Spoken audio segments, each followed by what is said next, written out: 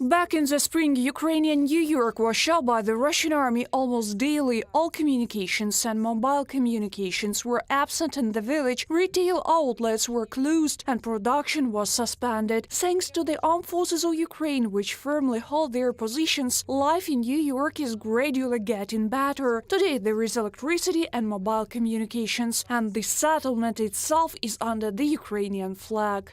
This urban-type settlement is located only 3 kilometers from the combat positions. Trying to take New York by storm, the Russian occupier shot it with mortars and artillery fire. During one of these massive attacks, Inna's son was killed.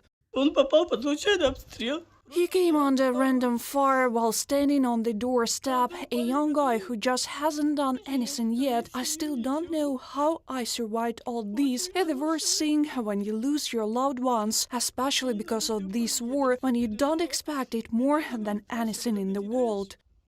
Now the woman takes care of her paralyzed husband on her own. She heats up the stove with firewood and collects rainwater. It's hard for everyone with this situation. Of course, we are getting out, we're waiting for all this to end, the most important thing in our time, and that's it. Every third house in the village is hit by fragments of Russian shells. 60-year-old Natalia recalls running for shelter when the shelling began. Natalia, was it scary when the shelling began?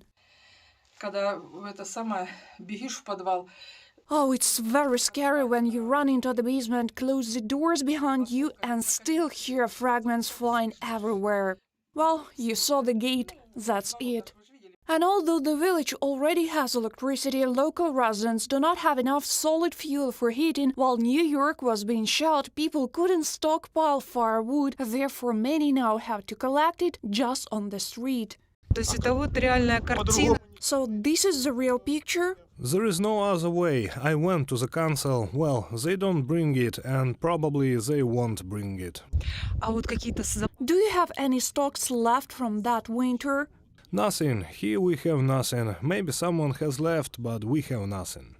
The air temperature in the homes of New Yorkers is no more than 6 degrees Celsius above zero. People need solid fuel and pot-belly stoves. With the advent of winter, people need, let's say, firewood, pellets, because now you can't really go into the forest, you can't find firewood anywhere, you can't get it. So we are trying in every possible way to help. People need both pellets and pot-belly stoves. Having survived massive shelling and the threat of Russian occupation, New Yorkers are ready for any challenge, so long as there is no war. We will survive whatever we can. The main thing is that peace begins and that people never die again. Reported by Olena, Hramova, UATV News.